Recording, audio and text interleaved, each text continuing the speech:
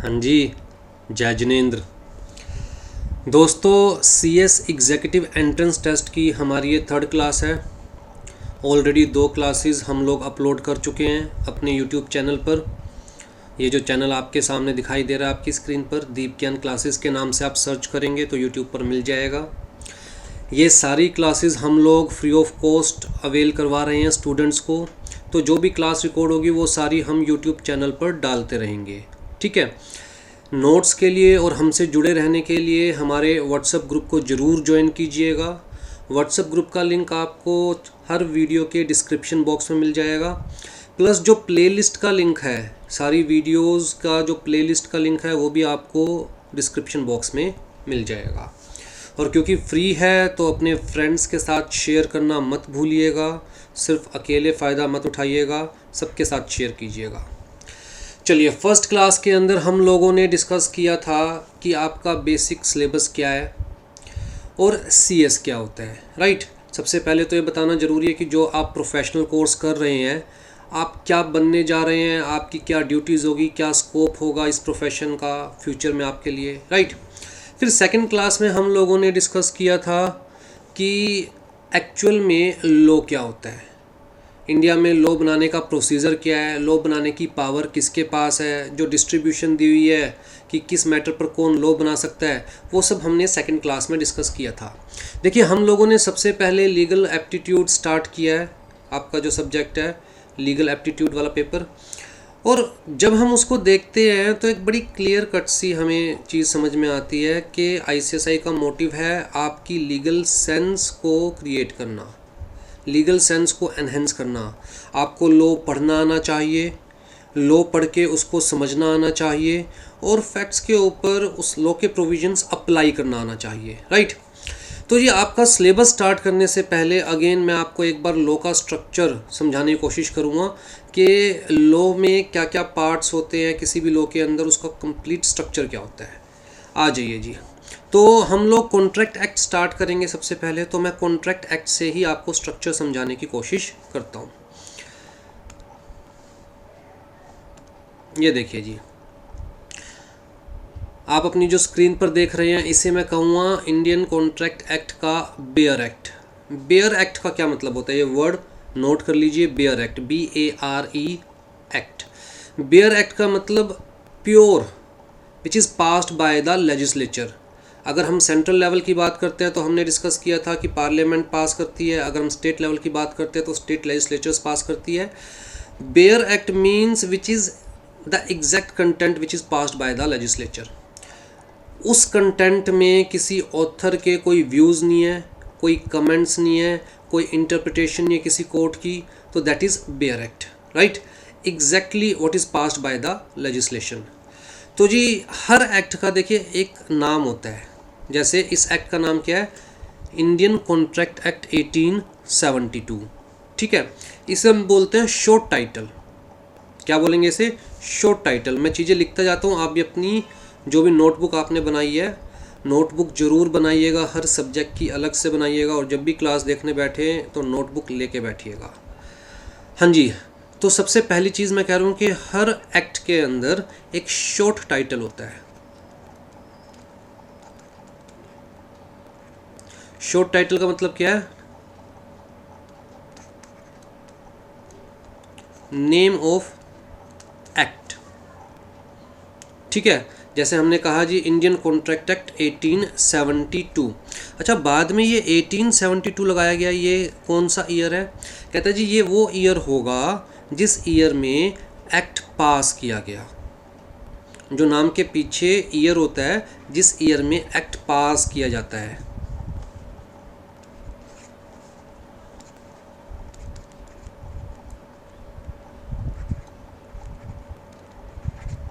Year behind name क्या है, year of passing the act.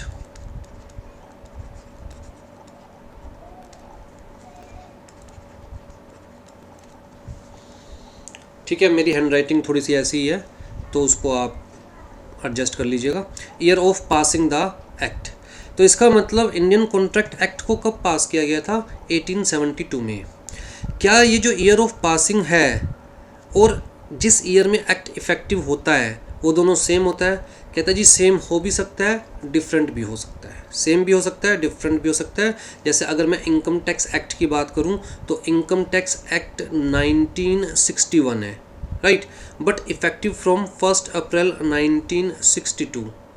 तो पास हो गया था 1961 में, तो इसलिए नाम के पीछे लिखा गया 1961, लेकिन इफ़ेक्टिव था 1962 से, 1961 से इफ़ेक्टिव नहीं था। तो कुछ एक्ट्स जो होते हैं वो साइमल्टेनियसली इफ़ेक्टिव हो जाते हैं, जैसे हमने डिस्कस किया था लास्ट क्लास में। गाइस सारी क्लासेस देखिएगा, कोई भी क्लास बीच में से शुरू मत कीजिएगा। अगर आपने फर्स्ट 2 क्लासेस नहीं देखी तो वो ज़रूर देखिएगा। तो हमने डिस्कस किया था कि जी सबसे पहले तो एक्ट पास किया जाता है by the legislature. Central act है तो प्रेसिडेंट की कंसेंट चाहिए होती है, और अगर स्टेट एक्ट है तो स्टेट गवर्नर की कंसेंट चाहिए होती है। उसके बाद उसे ऑफिशियल गैजेट्स में पब्लिश किया जाता है। जब पब्लिश किया जाता है तो क्लियर कट लिखा जाता है कि भैया एक्ट इफ़ेक्टिव कब से होगा, ठीक है। तो ज़रूरी नहीं है कि जो ये पीछे ईयर लिखा हुआ है ये इफ़ेक्टिव भी इसी ईयर से होता है एक्ट, लेकिन ये वाला एक्ट इसी ईयर से इफ़ेक्टिव था। इंडियन कॉन्ट्रैक्ट एक्ट 1872 में ही इफ़ेक्टिव हो गया था। अच्छा, तीसरी चीज़ देखिए, नाम के नीचे लिखा हुआ है act of 99, act number 9 of 1872। Act number 9 of 1872 का क्या मतलब है कि देखिए जब पार्लियामेंट में बहुत सारे लॉज जाते हैं, उनके ऊपर डिस्कशंस होती है, कुछ पास होते हैं कुछ पास नहीं होते हैं, तो पार्लियामेंट में प्रेजेंट होने वाला कौन सा एक्ट था? ये 1872 में पार्लियामेंट में प्रेजेंट होने वाला कौन सा एक्ट था? ये 9th। कौन सा एक्ट है? 9th। तो जिस भी नाम के नीचे आप देखेंगे act number this of this, तो मतलब उस ईयर में प्रेजेंट होने वाला कौन सा एक्ट था? 9th एक्ट था, 9th लॉ था जो पार्लियामेंट में प्रेजेंट हुआ था पास होने के लिए। ठीक है, यहाँ तक क्लियर है? ठीक, आ जाइए जी। यहाँ पर लिखा हो 25 अप्रैल 1872, लेकिन इफेक्टिव कब से हुआ था? ये कहता है जी सितंबर, 1st डे ऑफ सितंबर 1872। तो यहाँ पर जो लिखा हुआ है 25 अप्रैल 1872, तो मतलब पास होने वाली डेट अलग हो सकती है और इफ़ेक्टिव होने वाली डेट अलग हो सकती है, ठीक है। तो सबसे पहले मैंने आपको बताया शॉर्ट टाइटल। अगर मैं बात करूँगा कंप्लीट नेम की, तो कंप्लीट नेम में ये सारा आएगा, कंप्लीट नेम में ये सारा आएगा, Indian contract act 1872, act 9 of 1872। फिर जी सेकंड क्या होता है? प्रीएम्बल। हर एक्ट में आपको प्रीएम्बल मिलेगा। क्या मिलेगा हर एक्ट में? कहता है जी हर एक्ट में आपको प्रीएम्बल मिलेगा।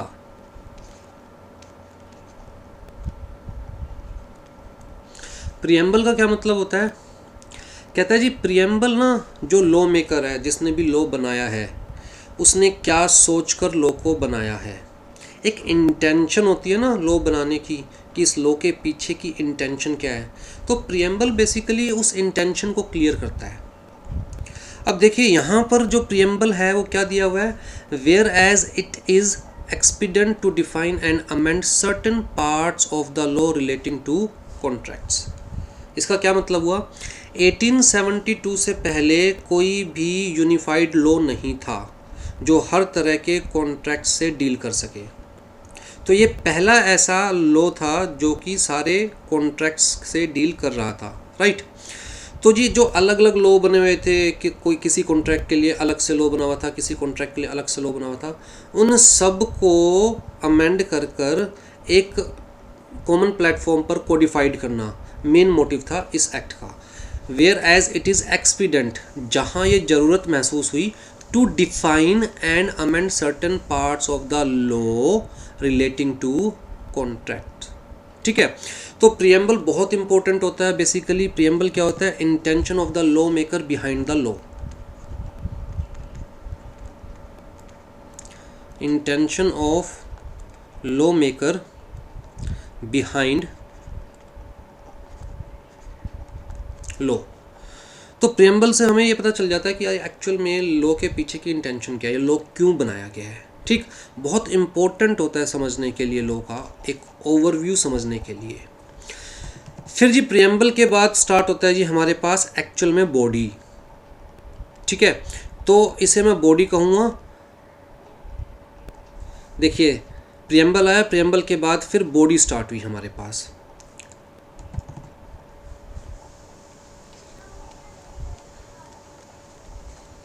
अब जी बॉडी में क्या होता है, कहता है जी सेक्शंस,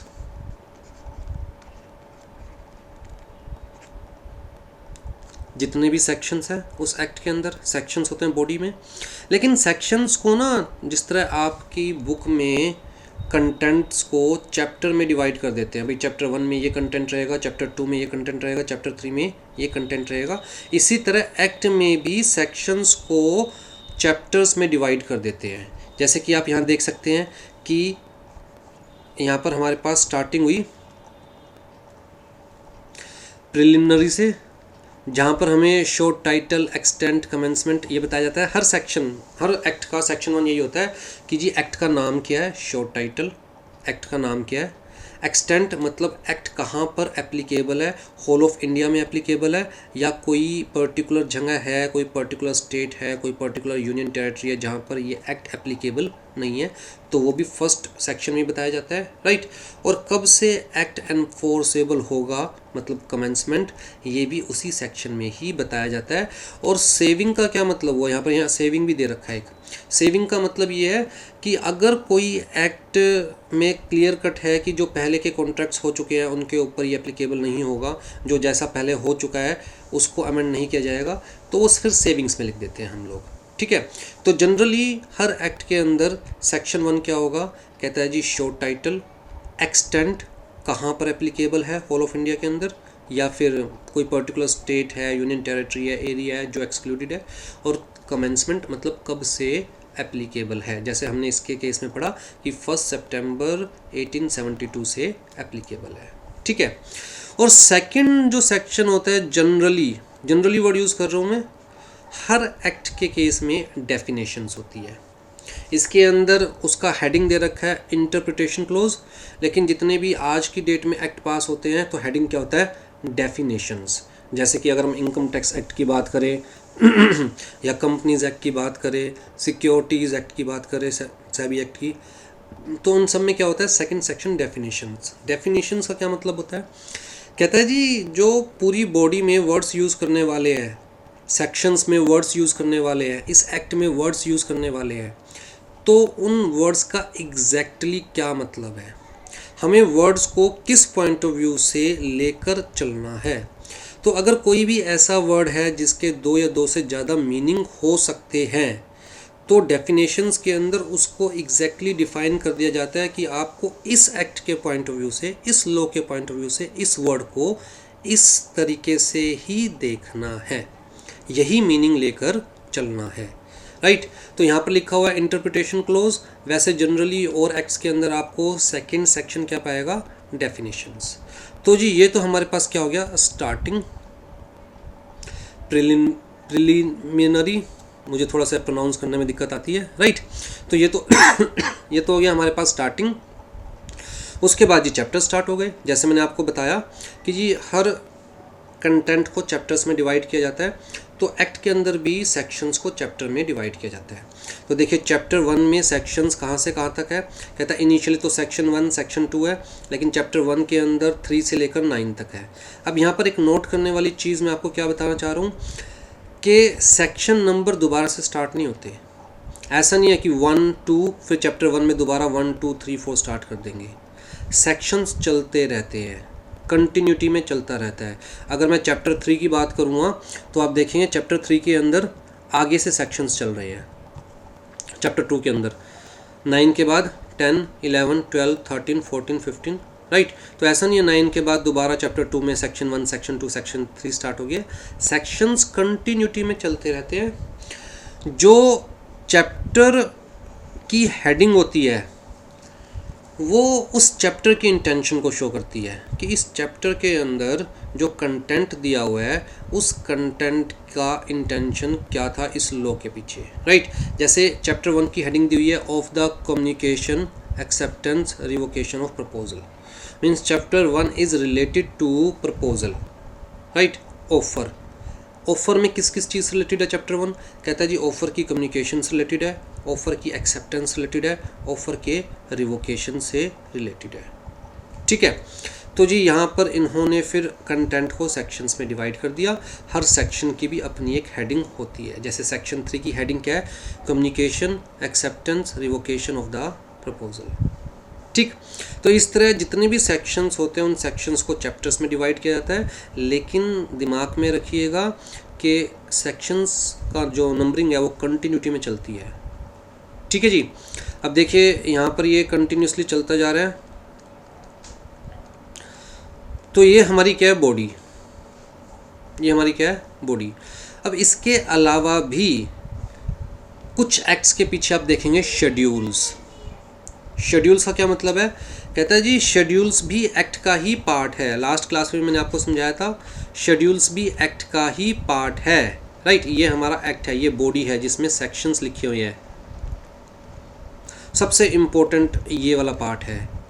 अब जी इन सेक्शंस को हेल्प करने के लिए साथ में शेड्यूल्स अटैच कर दिए जाते हैं।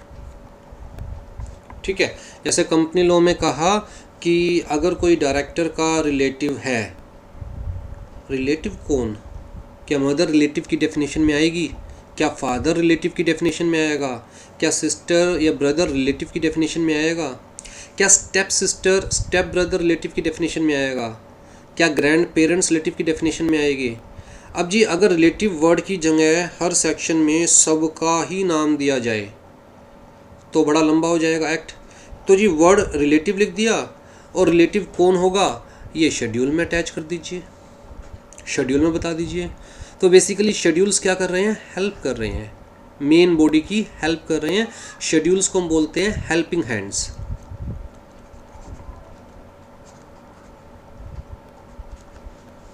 ठीक है, schedules are only helping hands, part of the act but attached to the act, right. Schedule है, not the integrated part of the act. अगर ये इसके अंदर ही मैं कहता यहाँ पर शेड्यूल है तो इंटीग्रेटेड पार्ट कंसिडर किया जाता है, राइट।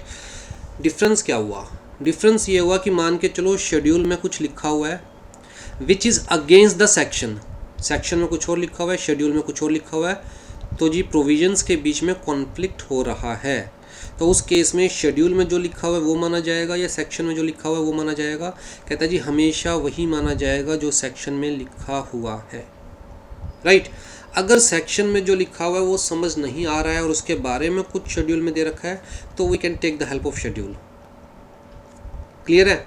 अच्छा, शेड्यूल्स के अलावा भी अब बॉडी में सेक्शंस हो गए हमारे पास, फिर मैंने कहा जी हमारे पास शेड्यूल्स होते हैं, उसके अलावा भी एनेक्टमेंट्स होती है, राइट। एनेक्टमेंट्स कह लीजिए, अटैचमेंट्स कह लीजिए, एनेक्स्चर्स कह लीजिए साथ साथ, तो वो चीज़ भी होती है।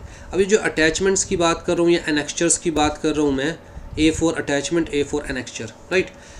ये क्या होता है, जैसे मान के चलिए किसी एक्ट में बताया गया है कि जी आपको इस चीज़ के लिए सेंट्रल गवर्नमेंट से परमिशन लेनी होगी, रूल्स में बताया गया कि जी आपको फॉर्म नंबर 2 फाइल करना पड़ेगा सेंट्रल गवर्नमेंट के पास। अब जी फॉर्म नंबर 2 कहाँ पर है, तो जो फॉर्म होगा वो अटैच कर दिया जाएगा विद द एक्ट। तो जो एनेक्स्चर्स होते हैं या फिर अटैचमेंट्स होती है वो जनरली जो प्रोसीजरल रिक्वायरमेंट्स होती है उनको कंप्लाई करते हैं, प्रोसीजरल रिक्वायरमेंट्स को फुलफिल करते हैं। जैसे मैंने कहा फॉर्म को अटैच कर दिया जाएगा, तो एनेक्स्चर 1 क्या है जी, फॉर्म नंबर 1, एनेक्स्चर 2 क्या है जी, फॉर्म नंबर 2, राइट। तो इस चीज़ में हो सकते हैं। तो ये ओवरऑल आपका स्ट्रक्चर होता है जहाँ पर हमने देखा कि सब हर एक्ट का एक शॉर्ट टाइटल होगा, ईयर होगा जी, किस ईयर में वो पास हुआ, किस ईयर में वो एनफोर्सेबल हुआ, that may be same, that may be different. Preamble होगा which is the intention behind the law of the law maker, right. फिर जी बॉडी होगी, बॉडी के अंदर क्या होगा जी, sections which is main law. अगर बॉडी में कुछ लिखा हुआ है और वो क्लियर है, उसके अंदर कोई एम्बिग्यूटी नहीं है, I am using the word ambiguity, ambiguity का मतलब किसी तरह का कोई डाउट नहीं है, वो अनएम्बिगुअस है, फ्री फ्रॉम एवरी डाउट, तो जी जो बॉडी में लिखा हुआ है, जो सेक्शंस में लिखा हुआ है वही माना जाएगा, बात ख़त्म। चाहे शेड्यूल में कुछ भी लिखा हो, चाहे एनेक्स्चर्स में कुछ भी लिखा हो, चाहे प्रीएम्बल में कुछ भी लिखा हो, ठीक है। तो एनेक्स्चर्स है, शेड्यूल्स है, प्रीएम्बल्स है, ये हेल्प करते हैं लॉ मेकर की इंटेंशन को समझने में, लेकिन ये कभी भी सेक्शन के कंटेंट को ओवरराइड नहीं कर सकते। फिर जी शेड्यूल्स हमने आपको बताया, अगेन हेल्पिंग हैंड्स और एनेक्स्चर्स या फिर अटैचमेंट्स, अगेन हेल्पिंग हैंड्स। ठीक है, अब जी सेक्शंस को पढ़ते कैसे हैं, जैसे मैं करूँ section 1 sub section 1 close this, तो इसे पढ़ेंगे कैसे। देखिए यहाँ पर क्लियर कट कहा गया, जैसे मैं सबसे पहले फर्स्ट सेक्शन के बारे में बात करता हूँ। तो प्रियम्बल के बाद हमारे पास स्टार्टिंग हुई फर्स्ट सेक्शन की शॉर्ट टाइटल, तो यहाँ नंबर दिया गया फर्स्ट सेक्शन, शॉर्ट टाइटल दिया गया यहाँ पर कि जी this act may be called Indian contract act 1872। फिर जी extend commencement, it extends to whole of India except state of Jammu and Kashmir and it shall come into force on the first day of April 1872। अब आपको पता होगा कि Jammu and Kashmir को special status मिला हुआ था article 370 of constitution of India में।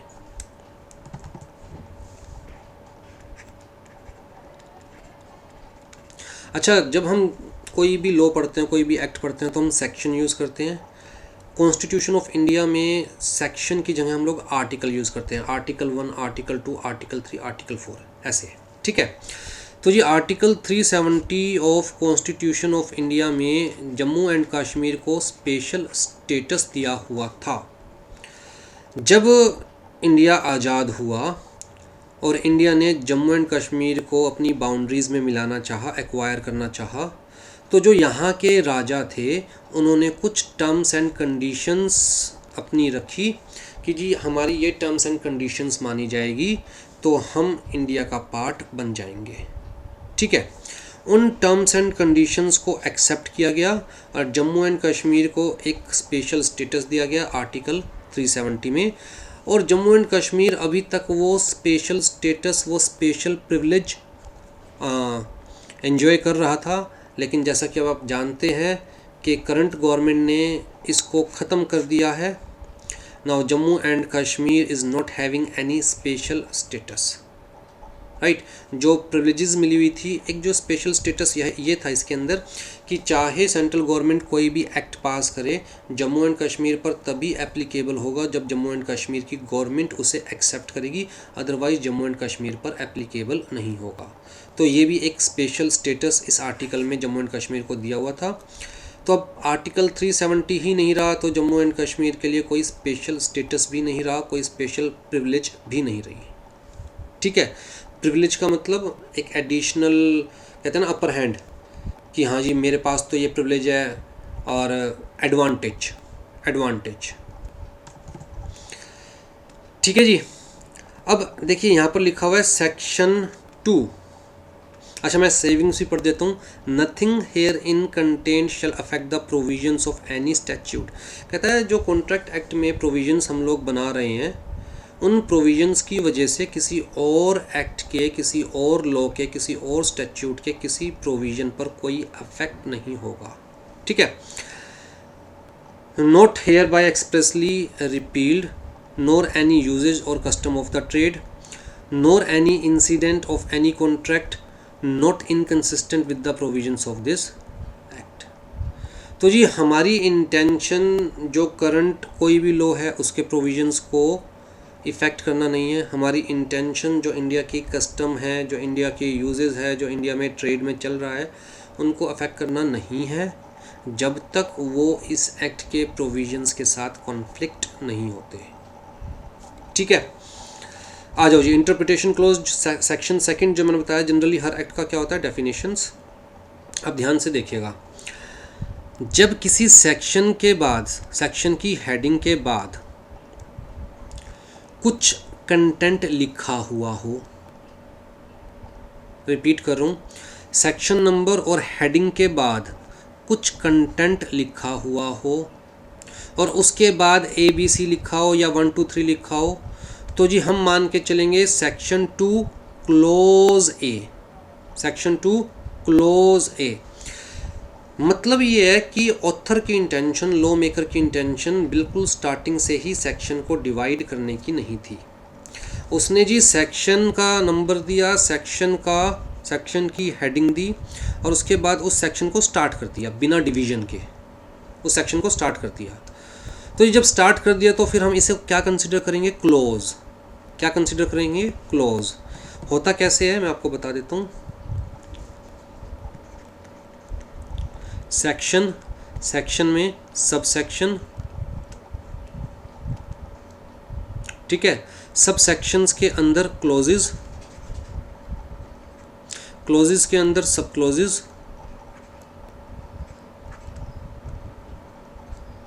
सब क्लोजेज के अंदर भी कोई दे रखा है नंबरिंग तो आइटम, और आइटम के अंदर सब आइटम, और अगर उसके अंदर भी कुछ है तो पॉइंट, ठीक है। तो अगर मैं कहूँगा 2 1 A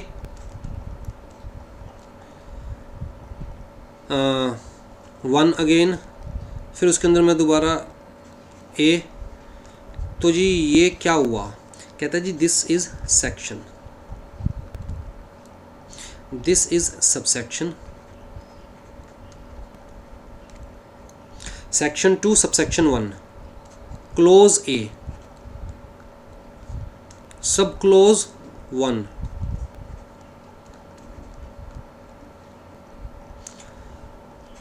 आइटम A, मान के चलो इसके अंदर दोबारा से फिर A दे देते हैं तो हम कहते हैं सब आइटम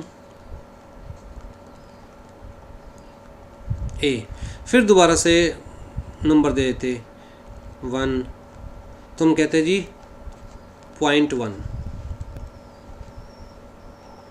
ठीक है। तो जनरल रूल ये है कि सेक्शन सब सेक्शन, क्लोज सब क्लोज, आइटम सब आइटम और उसके आगे पॉइंट। लेकिन यहाँ पर थोड़ा सा हमें कभी कभी ध्यान देना पड़ता है। पॉसिबल है कि 2A लिखा हुआ है तो ये सेक्शन 2 सब सेक्शन A ना पढ़ा जाए बल्कि सेक्शन 2 क्लोज A पढ़ा जाए, राइट। तो कब अगला जो नंबर है वो सब सेक्शन कंसिडर किया जाए और कब क्लोज कंसिडर किया जाए वो रूल मैं आपको बता रहा हूँ। अगर सेक्शन नंबर और हेडिंग के बाद डायरेक्ट कंटेंट स्टार्ट हो गया है तो इसका मतलब ऑथर ने उसे सब डिवाइड नहीं किया है उस सेक्शन को, तो जी सेक्शन 2 और उसके बाद क्लोज A, सेक्शन 2 और क्लोज B, राइट।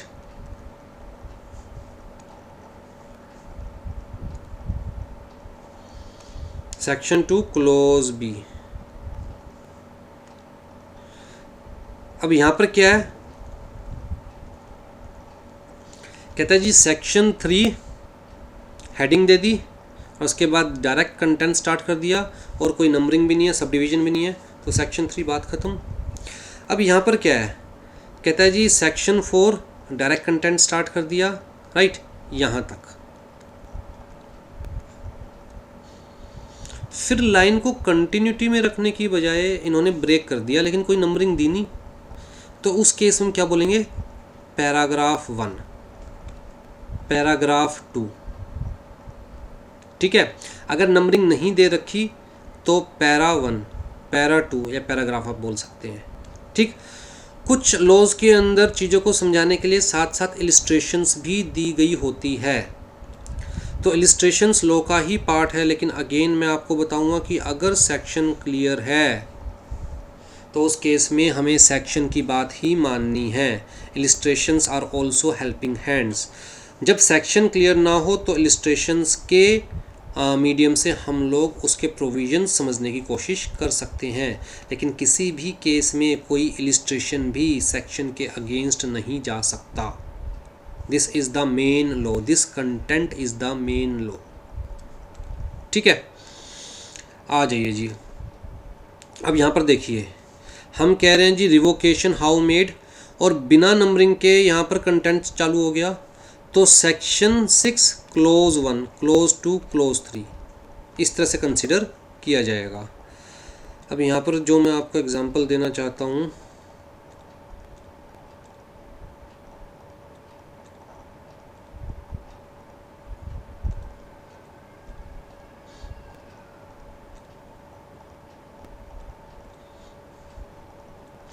मैं आपको कंपनीज एक्ट शो करता हूँ, उसके थ्रू मैं आपको समझाऊंगा कि किस केस में सबसेक्शन कंसिडर करेंगे, किस केस में सीधा क्लोज कंसिडर करेंगे। ठीक है, आगे का सेम रहेगा।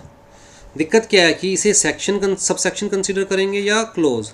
एक बार वो चीज़ क्लियर हो गई, सबसेक्शन कंसिडर करेंगे तो अगला क्लोज है, फिर सब क्लोज है, फिर आइटम है, सब आइटम है। एक बार ये क्लियर हो गया इसे क्लोज कंसिडर करेंगे तो अगला सब क्लोज है, फिर आइटम है, फिर सब आइटम है, राइट। तो आगे का सेम रहेगा। बस दिक्कत क्या आती है कि सेक्शन के बाद सबसेक्शन कंसिडर किया जाएगा अगले पॉइंट को, या क्लोज कंसिडर किया जाएगा। ठीक है, मैं आपको कंपनीज एक्ट के पॉइंट ऑफ व्यू से समझाता हूँ। देखिए, ये कंपनीज एक्ट है हमारे पास, कंपनीज एक्ट 2013। अब यहाँ पर जो हमारे पास स्टार्टिंग है उसके अंदर क्या दे रखा है, short title, extent, commencement and application, second section, definitions. जैसे मैंने आपको बताया था कि जनरली हर एक्ट का फर्स्ट सेक्शन वही होता है और सेकंड सेक्शन डेफिनेशन होता है। फिर जी चैप्टर 2 के अंदर incorporation of companies and matter incidental thereto.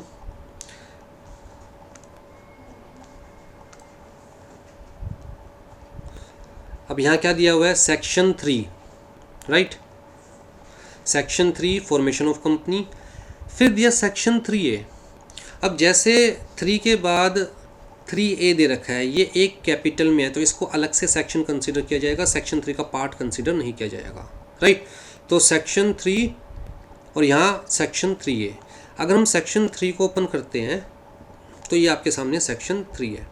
अब ध्यान से देखिए, यहाँ पर दिया नंबर, हमारे पास टाइटल है, राइट। और 3 के बाद कोई भी कंटेंट दिए बिना डायरेक्ट 1 लिख दिया। इसका मतलब ऑथर ने बिल्कुल बिगनिंग में ही सेक्शन को डिवाइड कर दिया। तो यहाँ पर क्या आएगा, section 3 sub section 1, section 3 sub section 1। Heading क्या है जी सेक्शन की, कहता है फॉर्मेशन ऑफ कंपनी। तो सेक्शन 3 सब सेक्शन 1। अब सब सेक्शन के अंदर दे रखा है ABC, तो जी clause A, clause B, clause C। ठीक है, तो section 3 sub section 1, clause A, clause B, clause C। जब ये कंप्लीट हो रहा है उसके बाद दे रखा है प्रोवाइडेड। प्रोवाइडेड का मतलब कि सब सेक्शन 1 में प्रोविजन भी दिया हुआ है, राइट। तो फर्स्ट पैराग्राफ को, जो प्रोवाइडेड वाला पैराग्राफ है उसे हम फर्स्ट प्रोविज़ो बोलेंगे, सेकंड को सेकंड प्रोविज़ो बोलेंगे। तो प्रोवाइडेड, उसके बाद सेकंड में लिखा पाएगा, सेकंड पैराग्राफ में अगर दोबारा प्रोवाइडेड दिया हुआ है प्रोवाइडेड फर्दर, अगर थर्ड प्रोविज़न भी दिया हुआ है तो फिर प्रोवाइडेड आल्सो लिखा पाएगा, फोर्थ दिया हुआ है तो प्रोवाइडेड आल्सो, फिफ्थ दिया हुआ है तो प्रोवाइडेड आल्सो। तो मतलब फर्स्ट प्रोविज़न के केस में प्रोवाइडेड वर्ड लिखा होगा, सेकंड के केस में प्रोवाइडेड फर्दर लिखा होगा, और उसके बाद हर केस में प्रोवाइडेड आल्सो लिखा होगा, राइट। तो हम इसको कैसे पढ़ेंगे, हम कहेंगे जी प्रोविजो 3, क्योंकि थर्ड प्रोविजन है, proviso 3 to sub section 1 of section 3, proviso 3 to sub section 1 of section 3, proviso 4, right. उसके बाद फिर सब सेक्शन 2 स्टार्ट हो गया, तो sub section 2 close A, clause B, clause C। ठीक है, अब यहाँ पर डायरेक्ट नंबरिंग, जो सेक्शन का नंबर है उसके बाद कुछ कंटेंट लिखते, उसके बाद नंबरिंग शुरू करते। तो हम क्या पढ़ते हैं, सेक्शन, उसके बाद सीधा क्लोज, जैसे कि सब सेक्शन 2 में जनरली होता है।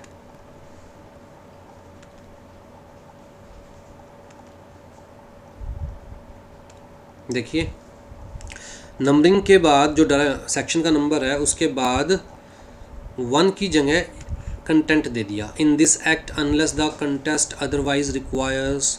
तो जी कंटेंट दे दिया, डायरेक्ट नंबर नहीं दिया, 2 1 नहीं किया, 2 के बाद कुछ कंटेंट दिया, उसके बाद 1 आया। तो जब बीच में कंटेंट आ जाए, सेक्शन नंबर और दूसरे नंबर के बीच में कुछ कंटेंट आ जाए, तो जी ये हम क्लोज कंसीडर करेंगे, सब सेक्शन कंसीडर नहीं करेंगे। लेकिन अगर बीच में कोई कंटेंट नहीं है, डायरेक्ट सेक्शन 2 के बाद 1 लिख देते, तो हम मानते ऑथर बिल्कुल स्टार्टिंग से ही सेक्शन को डिवाइड करना चाहता है। ठीक है जी, तो अभी के लिए इतनी नॉलेज सफिशिएंट आई थिंक। आ जाइए जी, तो हम लोगों को स्टार्ट करना है लेसन 2 आपका, देखिए पहले कॉन्स्टिट्यूशन ऑफ इंडिया पहला लेसन, लेकिन वो मैं बाद में स्टार्ट करूँ क्योंकि वो थोड़ा टेक्निकल है। इतने तक कुछ लीगल वर्ड्स आपको समझ में आने लग जाए, कुछ लॉ पढ़ना आपको समझ में आने लग जाए तो कॉन्स्टिट्यूशन ऑफ इंडिया थोड़ा आसान हो जाएगा समझने में। हाँ जी, लेसन 2 का इन्होंने हेडिंग दी हुई है एलिमेंट्स ऑफ जनरल लॉज, जिसके अंदर हमारे पास 2 चैप्टर्स हैं बेसिकली। एक तो है कॉन्ट्रैक्ट एक्ट और दूसरा लॉ ऑफ टॉर्ट। तो जी इंडियन कॉन्ट्रैक्ट एक्ट,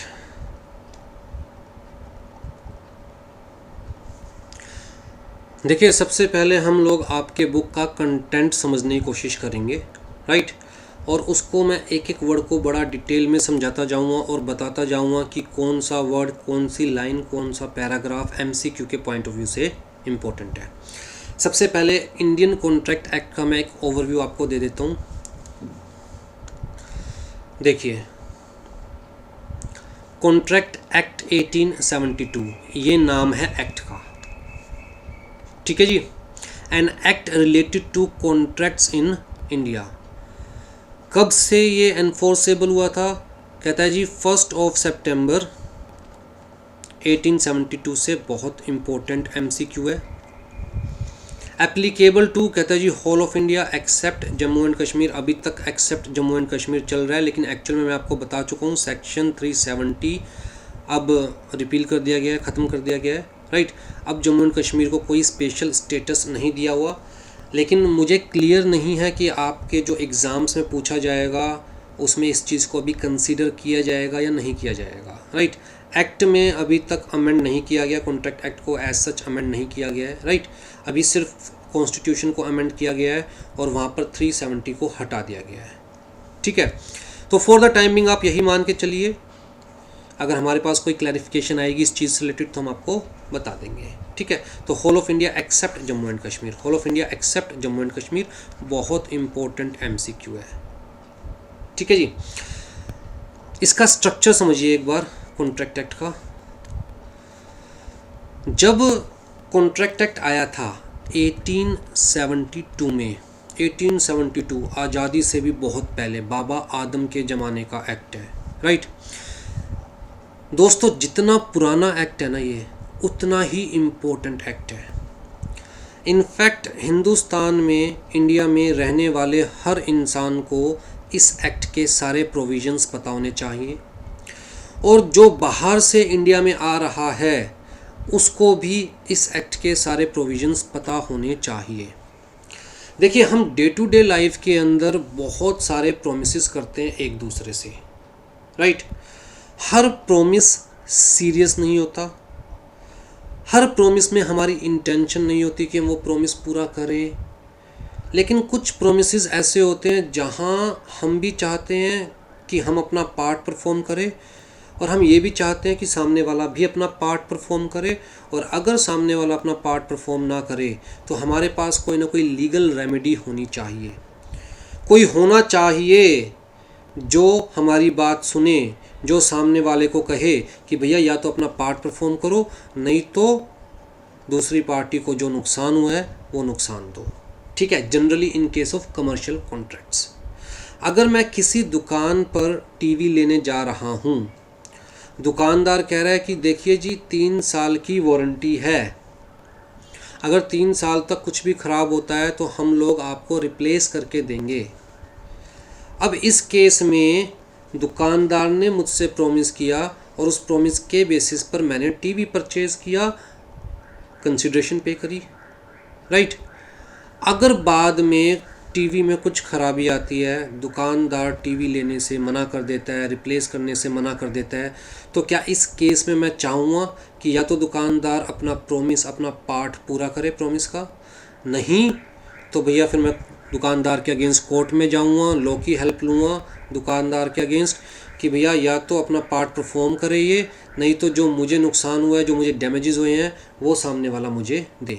मतलब कोई ना कोई लीगल रेमेडी मेरे पास होनी चाहिए, ठीक है। डे टू डे बेसिस में हज़ारों ऐसे प्रोमिसेस, एग्रीमेंट्स, कॉन्ट्रैक्ट्स के अंदर हम लोग एंटर करते हैं। जब ये इंडियन कॉन्ट्रैक्ट एक्ट 1872 आया था उस वक्त ना तो बिज़नेस वर्ल्ड इतना ज़्यादा एस्टेब्लिश था, ना ही बिज़नेस की इतनी सारी डायमेंशंस खुली हुई थी, बड़े थोड़े से बिजनेसेस थे बड़ी थोड़ी सी डायमेंशंस थी। तो उस वक्त का माहौल अलग था और आज का माहौल अलग है। उस वक्त मेनली एग्रीकल्चरल एक्टिविटीज़ होती थी, आज की डेट में एग्रीकल्चरल एक्टिविटीज़ होती है, इंडस्ट्रियल एक्टिविटीज़ होती है, सर्विस प्रोवाइडर्स बैठे हुए हैं, राइट। तो बिज़नेस के न्यू न्यू डायमेंशंस खुलते जा रहे हैं। तो जो इनिशियल स्ट्रक्चर था, उस वक्त लॉ मेकर की इंटेंशन थी कि जितनी भी तरह के कॉन्ट्रैक्ट्स होते हैं उन सब से रिलेटेड प्रोविजंस इसी एक्ट के अंदर इनकॉर्पोरेट कर देने चाहिए। तो जी इनिशियली 4 पार्ट्स में डिवाइडेड था ये इंडियन कॉन्ट्रैक्ट एक्ट। सबसे पहला पार्ट था general principles of law of contract. तो जी यहाँ पर क्या बताया हुआ था, यहाँ बड़ी सिंपल सी बात बताई हुई थी कि भैया अगर आप किसी के साथ कॉन्ट्रैक्ट में एंटर करने जा रहे हो तो जी आपको इन बातों का ध्यान रखना है। जब आप इन बातों का ध्यान रखेंगे तभी आपका कॉन्ट्रैक्ट लॉ की नज़रों में वैलिड माना जाएगा, ठीक है। तो हम कहेंगे essential elements of a contract. अगर आप चाहते हो कि सामने वाला अपना पार्ट परफॉर्म नहीं कर रहा तो आप लॉ की हेल्प ले सको, कोर्ट में जा सको, तो जी इन बातों का ध्यान रखिएगा। साथ में बताया गया कि जी अगर सामने वाला डिफ़ॉल्ट कर रहा है तो आपके पास क्या क्या रेमेडीज़ अवेलेबल है, आप कौन कौन से डैमेजेस के लिए कोर्ट में जा सकते हो। तो वो सारे जनरल जो प्रोविजंस हैं वो सब इस पार्ट में बताए गए। और इस पार्ट में जो बताया गया सेक्शन 1 से लेकर 75 तक वो प्रोविजंस हर तरह के कॉन्ट्रैक्ट पर एप्लीकेबल है। तो जी ये जो प्रिंसिपल्स हैं ये हर तरह के कॉन्ट्रैक्ट पर एप्लीकेबल है, राइट। तो सबसे पहला तो एमसीक्यू ये बनता है कि इनिशियली कितने पार्ट्स में डिवाइडेड था इंडियन कॉन्ट्रैक्ट एक्ट। 4 पार्ट्स में डिवाइडेड था। कहता है जी पहला पार्ट सेक्शन 1 से लेकर 75, ये बहुत इंपॉर्टेंट एमसीक्यू है। पहला पार्ट सेक्शन 1 से लेकर 75 which deals with the general principle of law of contract. और ये जो पार्ट है ये हर तरह के कॉन्ट्रैक्ट्स पर एप्लीकेबल है, ठीक है। दूसरा पार्ट उस वक्त जो था वो था contracts relating to sale of goods. तो गुड्स की सेल परचेज से रिलेटेड जो कॉन्ट्रैक्ट्स बनते हैं उसको डील करता था ये वाला पार्ट। तो उससे रिलेटेड प्रोविजंस बता रखे थे, किन किन बातों का ध्यान रखना है, क्या क्या रेमेडीज़ अवेलेबल है, बायर के पास क्या रेमेडीज़ अवेलेबल है, सेलर के पास क्या रेमेडीज़ अवेलेबल है, वो सब बताया हुआ था सेक्शन 76 से लेकर सेक्शन 123 तक, ठीक है जी। लेकिन अगेन बाबा आदम के ज़माने में लाया गया था। उस वक्त बिज़नेस वर्ल्ड इतना ज़्यादा इस्टेब्लिश्ड नहीं था, बड़े थोड़े से बिजनेसेस थे, बड़े थोड़े से डिफरेंट टाइप के कॉन्ट्रैक्ट्स बनते थे। तो उस वक्त तो इसके अंदर जो प्रोविजंस रखे गए वो सारे सफिशिएंट थे। लेकिन जैसे जैसे बिज़नेस वर्ल्ड एक्सपैंड होता गया, डायमेंशंस खुलती गई बिज़नेस वर्ल्ड की, अलग अलग टाइप के कॉन्ट्रैक्ट्स बनने लग गए, इवन ई कॉन्ट्रैक्ट्स भी बनने लग गए। तो धीरे धीरे ये फील होना शुरू हुआ कि यार जो प्रोविजंस दे रखे हैं कॉन्ट्रैक्ट एक्ट में with respect to sale of goods, those provisions are not sufficient, right. Scope बढ़ाना पड़ेगा लॉ का। तो जी 1930 में इस पार्ट को रिपील कर दिया गया, सेकंड पार्ट को इंडियन कॉन्ट्रैक्ट एक्ट के रिपील कर दिया गया। मतलब सेक्शन 76 से लेकर 123 तक जो प्रोविजंस थे, अब इंडियन कॉन्ट्रैक्ट एक्ट के वो प्रोविजंस इफेक्टिव नहीं है। और इसको रिपील करके सेल ऑफ गुड्स से रिलेटेड एक सेपरेट एक्ट लाया गया with detailed provisions.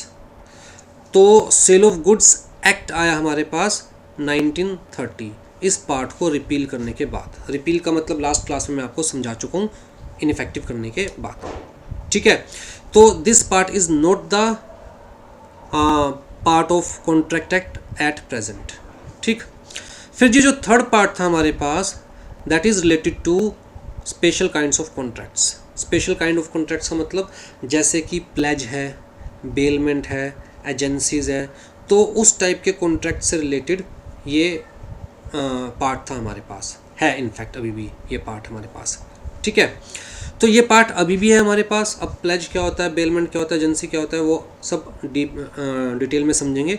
For the time being मेरा बताने का मोटिव ये है कि this part is still effective, ठीक है। तो सेक्शन 124 से लेकर 238 तक के जो सेक्शंस है वो still the part of contract act.